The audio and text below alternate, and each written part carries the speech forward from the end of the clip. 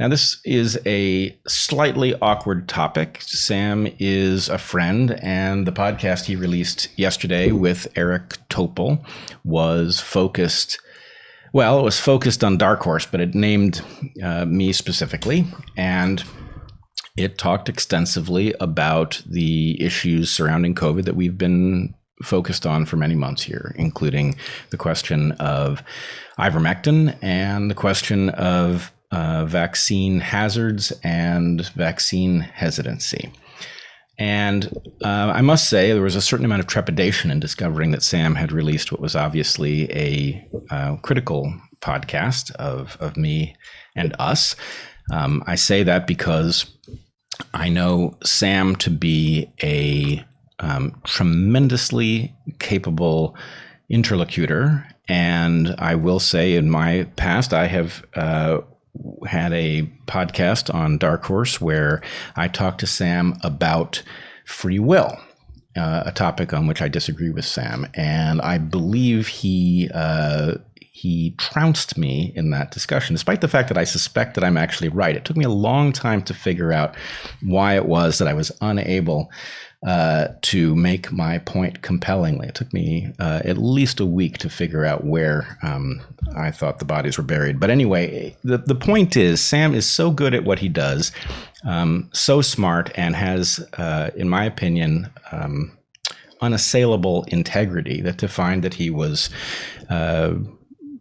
dismayed enough with what has gone on here on DarkHorse to take up the matter in a concentrated form worried me. What would he find? And I must say that my reaction upon listening all the way through it, which I did, I listened all the way through it, and my sense is actually I'm not angry at Sam. I'm not even hurt, and I'm actually weirdly heartened. That's just a kind of report for what it was like to listen through this, because what I find is that there's very little there that actually lines up with what I or we have actually said. And so in some sense, if somebody as capable as Sam is, I will try to say it delicately, struggling to make a serious critique of what we've been doing, that is a hopeful sign. But it's even more hopeful for the following reason.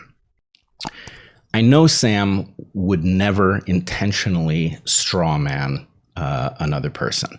And I know that in particular, he wouldn't do it to a friend. And in fact, he, in this podcast, goes to great lengths to say that he does consider me a friend. And you know, he says some compassionate things. He also says some things about the hazard of what we are doing here to other people. And this is an argument I will take up in a second. But my basic point would be this. When we began talking about ivermectin, I said, and I believe our first episode in which we discussed it at any length, that upon looking at the evidence in this realm, I was struggling to find a polite way to say, what the fuck is going on here? Mm-hmm. Because nothing in the context of this set of claims, arguments, or evidence seems to add up in any straightforward way. There is something distorting the entire discussion. And I have the sense that if Sam will look at the podcast he's put out, the claims he has made, and then look at the critiques of those claims and see how they actually line up with what has been said here, he will realize that he has found himself somewhere that he would not ordinarily find himself. And I think the upshot for any honest broker, of which Sam is definitely one, the upshot would have to be, well, how did I end up in this spot, right? How did I end up, and you know, I don't know how to say it more gently, but how did I end up straw manning a friend on such an important topic?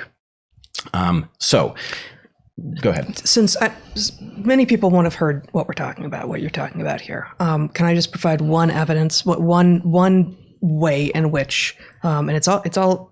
I mean, it's all in the abstract until there's mention of particulars, and then it's you. But one of the particular things is right up front, and I actually have not. I've only listened to about 3/5 of it so far. But right up front, Sam claims that there's a bifurcation, and that's in fact his word. The bifurcation that he claims is that there are people who take COVID seriously, who understand what a scourge it is and how damnable it is for humanity, and that those people embrace vaccines.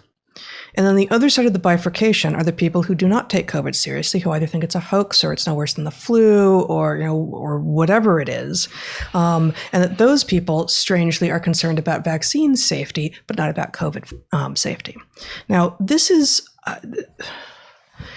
the imagining that that could be a bifurcating set is so odd, honestly. And like I have some more to say about that. I know you weren't done, but I just wanted to provide that as like, even if it was just one thing, what is your position on COVID? That's not going to be a binary position. But then add to that, what is the solution that has no possibility of being a bifurcating position? You cannot have a thing with a decision on top of it in which there's only two possible outcomes. That's just not logically, that doesn't make any sense. And of course, it is utterly true that since our very first live stream in March of 2020, we have been banging the gong about the seriousness of COVID. In fact, to the irritation of some number of people who say we're taking it too seriously. We're wearing masks in public before anyone else was, and all of these things, and that the claim right up front to set up his audience as believing that you're either on this side or not. You've got stars on your belly or you don't. You're one of us or you're one of them, and you better hope you're one of us because we're the science people, we're the reasonable people, we're the Democrats. We're the tribal affiliation, and it's not. That's not how science works. Yeah, this is actually we are not going to do. For one thing, it's only been out for I think less than 24 hours, but at the very least, it's been out for a day at most. So we're not going to do an exhaustive. I just wanted to mention what you keep on saying, straw manning, and many people won't have heard what. Right. What's going on. This is the first point I wanted to make. Just so, and again, my point here is really that I want Sam to see that he has ended up somewhere that should cause all of us to be scratching our heads, because I think the problem is no matter what position you land on this logical map, none of this makes sense. There is something distorting our ability to see what our friends are saying. There's something that is distorting our ability to understand what the evidence actually implies. And that means that everybody is ending up in some sort of paradoxical landscape. And you and I, in this case, we have been what I would describe as COVID hawks from the beginning. In fact, speaking of friends, I have told Joe Rogan twice on his program that I thought he was not concerned enough about COVID, right? So that's just a gentle critique, which is this is a very dangerous disease. The hazard of it is not captured in the case fatality rate. The case fatality rate is reasonably low, but the amount of damage and therefore probably the years of people's lives that are lost to this disease is very high. That's anomalous. It's interesting, but at the very least, it ought to have us be quite careful. This is a thread by Alexandros Marinos. I should say I have never met Alexandros. Have you ever met Alexandros? I have not. We have not met Alexandros. I will say he is engaged in a project that he calls Better Skeptics, which makes me nervous because what he's been doing is incentivizing people to find errors in our podcasts. And then he has a group of referees who are looking into them. And I'm very concerned that at the level of going through people's transcripts and finding errors, there's a hazard. But I'm also encouraged that he is attempting to do the job well, which would involve calibrating any errors found and weighting them correctly, following through to see what their logical implication might be. But let me just say that I think he invoked this idea that we and this podcast needs better skeptics in the wake of the Quillette article by Berlinski and Dagan from a couple of weeks ago, and I just wholeheartedly agree with this. We sure. all of us need better skeptics, no matter how good our skeptics are. But with first that piece in Quillette 2 weeks ago, and now this podcast yesterday, I feel it even more intently. That we really 100% need people who are going to be honorable and scientific rather than obscuring their actual perverse incentives and political in assessing what it is that we are doing.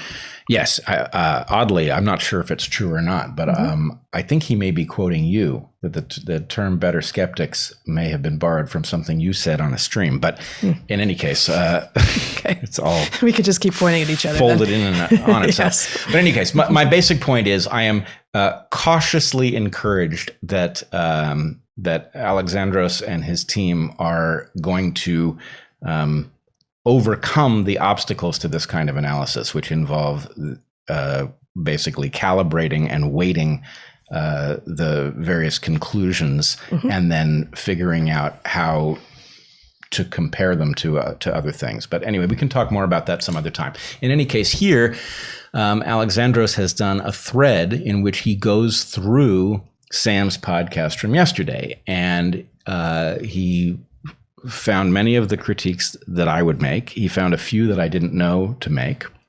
So he checks into some claims. And actually, I learned one thing about us from his thread, which I found encouraging, that I would learn something about myself. What he points to in this thread is he says that you and I actually have a bias in the direction of caution, which he takes from several things that we have said. Yeah. You know, I saw that and I thought, that's exactly what the reputation of your grandfather was. This is exactly my thought. Now, it's like, we are so interested in risk and so interested in like getting rid of all the unnecessary risks so that serendipity can allow us to go places. But I would say he's right in one way. I think he's right in one way. And what he points to are two things. He points to the fact that you and I have it's informal, but a policy where if one of us is sick or thinks they're getting sick, we sleep separately, which epidemiologically obviously makes sense, right? It's the kind thing to do. And then the other thing is that we are not eating fish from the Pacific after the Fukushima incident, which may sound wild-eyed and crazy. Of course, that is the result of the fact that after the Fukushima accident, fish were tested from the Pacific and the results were alarming, right? And I have not looked at this since it's been a while. It's been a while. The accident was in 2011 and the fish been a long time. Wasn't too long after. But what these samples showed were that so basically there are two isotopes that you would be particularly concerned about. One of them is cesium, the other one is strontium. One is a muscle seeker, the other is a bone seeker. And these isotopes cause cancer because the radioactive decay, and it's not just the radiation, it's the fact that you have a radioactive particle, basically a piece of dust, radiating the tissue around it. But the basic point was, in salmon, it was a very high percentage of fish. My recollection was it was something like half of the animals sampled had cesium from Fukushima in their tissues, and strontium wasn't tested. So it's not like we can say any of the fish were free of radioactive isotopes. And in tuna, the number was something like 100%. And the reason was apparently that ecologically, the tuna were spending their youth in places that were contaminated. In any case. Well, and they're higher up the food chain. Well, they're both high up the food chain. You're right. Some tuna, real big tuna, are higher up the food chain. But in any case, the point is, yes, we are cautious about certain things. Why are we cautious? Because actually, as you point out with my grandfather, Harry was very cautious about hazards that could be managed, but he was also the guy who hiked up Mount Whitney with me. And when it was time to come back down, we slid down a glacier on trash bags that he had packed for the purpose. Yeah. So anyway, and we're the cautious people who took our children to the Amazon, and actually to the Amazon, not the fancy, easy to get to, and I know it doesn't feel easy, but not the place that most gringos go when they think they're in the Amazon. But we actually took them there once we felt that they were old enough to actually be able to afford to be vaccinated against yellow fever and all of the other things that one needs to be vaccinated against to be safe there. And there are risks, but you get rid of the risks that you can. I also felt in Sam's podcast that it was ungenerous, especially in light of the fact that they spent time talking about the lab leak and the fact that civilization at large changed its tune on this. What they did not point out was that, like on many issues surrounding COVID, we have been early on this and we have been right. And in fact, Eric Topol did not acknowledge that he has been wrong until very recently. In fact, he took Jon Stewart to task for... That's really recent. It's very recent. The fact that he also appears to have a relationship with Christian Anderson raises a question about whether or not he's in fact viewing that issue objectively. But nonetheless, what I would say is, and I tried to say this at the beginning of my podcast with Pierre Corey, I tried to say, look, if you have somebody who has gone against the grain and against the social pressure right, and said, look, no, the evidence suggests this thing, and then suffered, something like a year of being stigmatized for saying such a thing, and then they turn out to be right. My sense is that gives you a certain budget, right? Mm-hmm. And I think the point is that budget means that at the point that I say something or you say something that amounts to actually the conventional narrative is dangerously off, it doesn't make us right, but it means leaping to the idea that we've somehow missed the boat, lost our minds. The question is, well, is this going to be another one of those cases where we turn out to be right down the road, right? And all of the stigma on the way there is just simply misdirected. All right. Maybe now we are there. What do you think? All right, sure.